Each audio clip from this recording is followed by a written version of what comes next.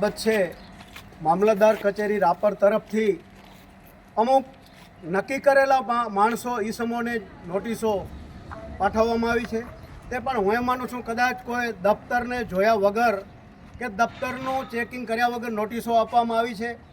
તો આવી રીતે ખરેખર વંચિત સમાજ, નાનો સમાજને નજર સમક્ષ રાખી અને નોટિસો આપવામાં આવી છે એ યોગ્ય નથી.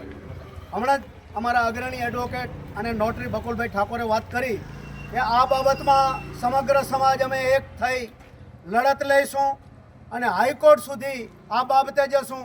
માટે દરેકને વિનંતી છે કે સાથે રહી અને આ પ્રશ્ન ઉકેલીએ.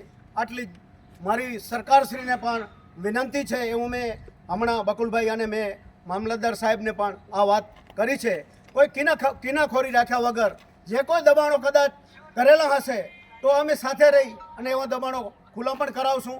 અને કોઈ પણ સાચી મિલકત, પોતાની મિલકત હોય, આવી મિલકતોને ગરીબ માણસોને આવી મિલકતોથી વંચિત ન રહેવું પડે એટલી પણ હું વિનંતી કરું છું અને તકેદારી રાખવા દરેકને વિનંતી કરું છું.